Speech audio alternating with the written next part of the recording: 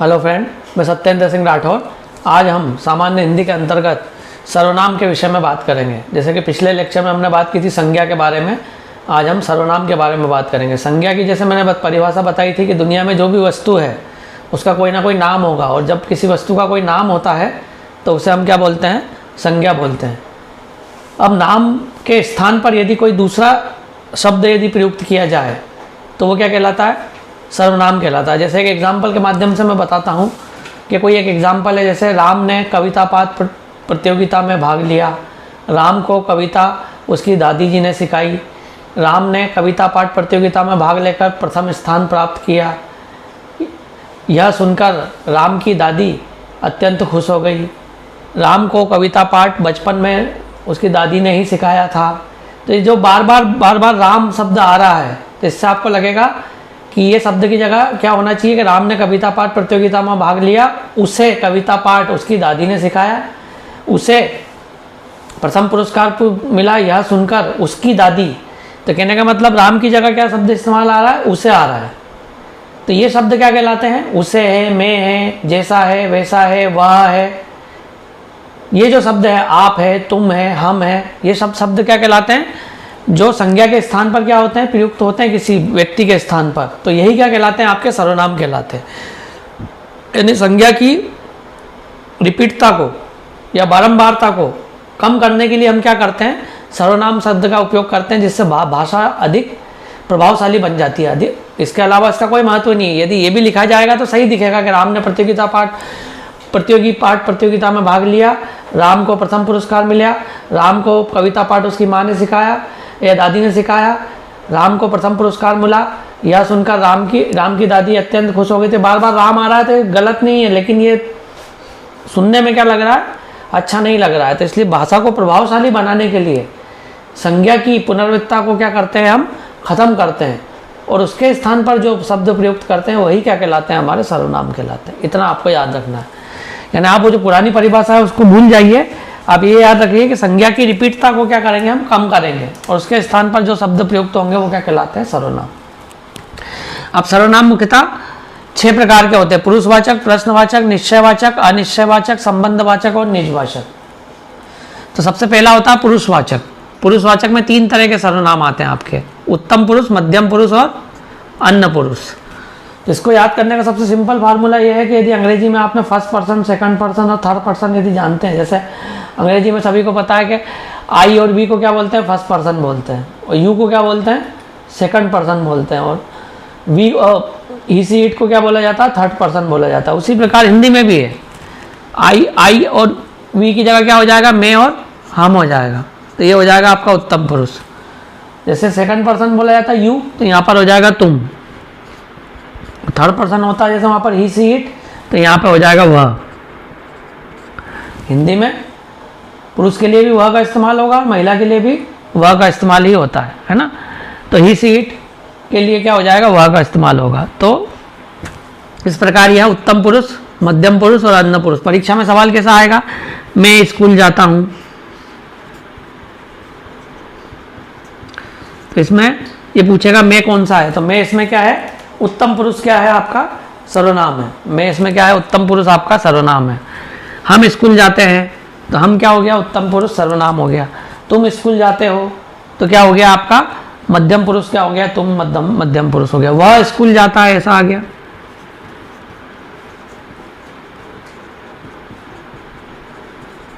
ये हो गया। जैसे आता राम स्कूल जाता है, अंडरलाइन राम को होता, तो फिर ये हो जाता संज्ञा हो जाती है, व्यक्तिवाचक संज्ञा हो जाती है राम।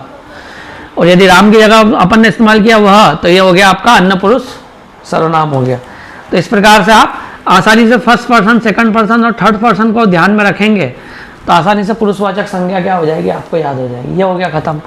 दूसरा है प्रश्नवाचक। प्रश्नवाचक कहने का मतलब परीक्षा में जितने भी आपके सवाल आएंगे, 100 सवाल जो भी आएंगे, उसमें कहीं पर कौन लिखा होगा, कहीं पर क्या लिखा होगा, कहीं पर कब लिखा होगा। जैसे मान लो इतिहास का ही पेपर आ गया आपका कि आगरा कहाँ है, आगरा किसने बताया, आगरा का ताजमहल कब बना, आगरा का ताजमहल किसने बनाया।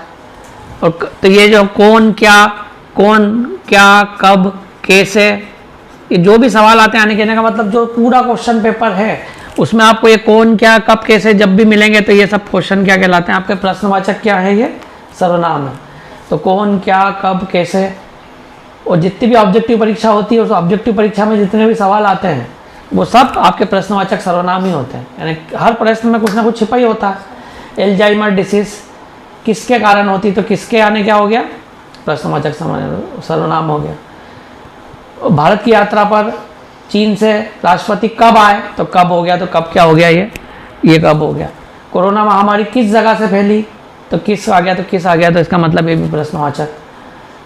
कोरोना महामारी के लिए कौन से टीके प्रभावशाली हैं, तो कौन से, तो कब, क्या, कौन से, जितने भी सवाल होते हैं वो सब काय में आते हैं, आपके प्रश्नवाचक सर्वनाम में ही आते हैं। अब दो एक जैसे हैं, निश्चयवाचक और अनिश्चयवाचक। जब किसी शब्द से निश्चित वस्तु का बोध होता है तो निश्चयवाचक सर्वनाम कहलाता है। जैसे यह घर मेरा है, तो यह जो शब्द है इससे क्या हो रहा है, जैसे बहुत सारे घर है और मैंने बोला कि यह घर मेरा है, तो इससे ये होगा कि यह जो शब्द है कैसा हो गया, निश्चयवाचक।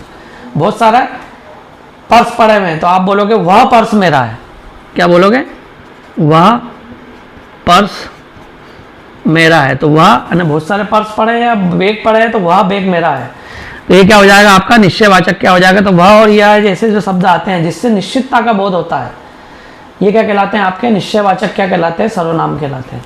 उसी प्रकार कुछ सर्वनाम ऐसे होते हैं जिससे निश्चितता का बोध नहीं होता। जैसे दूध में कुछ पड़ा है, दूध में कुछ गिरा है, अरे कुछ आ गया, इससे अब पता नहीं लग रहा है कि दूध में क्या गिरा है, कुछ आ गया, इसका मतलब कुछ शब्द जब भी आएगा तो वह अनिश्चयवाचक सर्वनाम को ही बताएगा। कोई दरवाजे पर खड़ा है तो पता नहीं लगेगा कौन खड़ा है, कोई आया है, कोई से आपको समझ में नहीं आएगा कि कौन आया है, कोई दरवाजे पर खड़ा है। तो ये जो शब्द हैं, कुछ है या कोई है, जिनसे अनिश्चितता का बोध होगा, ये क्या कहलाएंगे आपके अनिश्चयवाचक, क्या कहलाते हैं आपके सर्वनाम कहलाते हैं। और जिससे निश्चितता का बोध होता है वो आपके क्या कहलाते हैं, निश्चयवाचक सर्वनाम कहलाते हैं। तो बहुत आसानी से आप आइडेंटिफाई कर सकते हो। अगला है संबंधवाचक। तो वे सर्वनाम जो दो वाक्यों में संबंध बताएंगे, दो वाक्यों में संबंध बताएंगे, कभी सिंगल वाक्य का नहीं होगा वो सर्वनाम, इसमें दो वाक्यों में संबंध रहेगा। जैसे जैसे, जैसा करोगे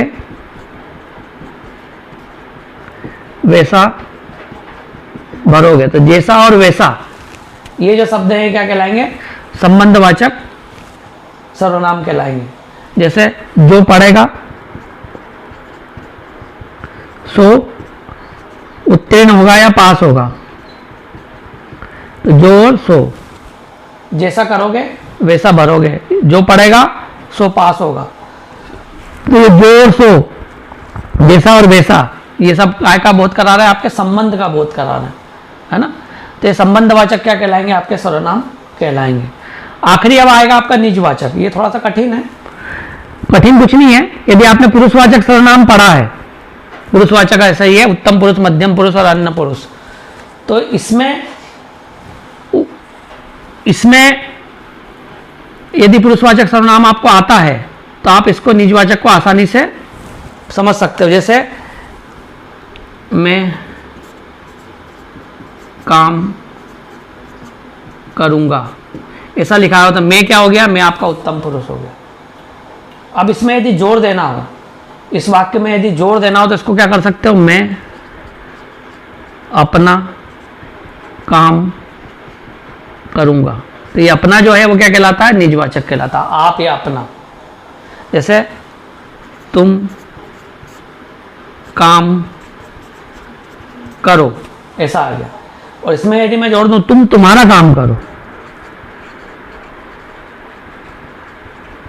तो ये जो तुम्हारा वाक्य है जो कि काय के लिए प्रयुक्त हो रहा है, पुरुषवाचक के लिए ही हो रहा है, लेकिन इसके आने से इस पर जोर आ जाता है, इस पर क्या हो जाती है, थोड़ा सा इफेक्टिव हो जाता है वाक्य। तो ये क्या कहलाता है, आप हो गया। जैसे मैं चला जाऊंगा, ऐसा बोला, मैं चला जाऊंगा, मैंने ऐसा लिखा, मैं आप ही चला जाऊंगा, तो इसमें ज्यादा जोर हो गया। तो ये आप शब्द है, तुम्हारा शब्द है ना, ये अपना शब्द है, ये शब्द क्या करते हैं, स्वयं, जैसे मैं करूंगा ऐसा लिखा है, मैं करूंगा, तो मैं का तो हो गया आपका उत्तम पुरुष, मैं स्वयं करूंगा, तो स्वयं भी किसके लिए है, मैं के लिए ही है, पर स्वयं के आने से ये क्या हो गया, वाक्य ज्यादा स्ट्रांग हो गया।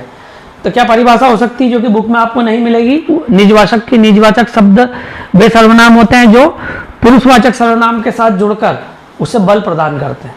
जैसे मैं करूंगा तो इसमें बल नहीं है, मैं स्वयं करूंगा तो इसमें बल है, मैं काम करूंगा तो इसमें बल नहीं है, मैं अपना काम करूंगा तो इसमें बल है, तुम काम करो, तुम तुम्हारा काम करो, इसमें ज्यादा क्या है, बल है। तो निजवाचक सर्वनाम वे सर्वनाम होते हैं जो पुरुषवाचक सर्वनाम के साथ जुड़कर उससे क्या करते हैं, बल प्रदान करते हैं, तो ये निजवाचक सर्वनाम कहलाते हैं। तो इस प्रकार हमने देखा कि ये 6 प्रकार के क्या होते हैं, सर्वनाम होते हैं। अब इनको याद करने का एक फार्मूला भी है, इसको याद करने का फार्मूला है PNP नास। आपने देखा होगा फिजिक्स में या भौतिक में 2 तरह के डायोड चलते हैं, PNP और PNP एक डायोड होता है। तो ये PNP आप देख लो, PNP और उसको NS नास ऐसे याद रख लो, PNP नास।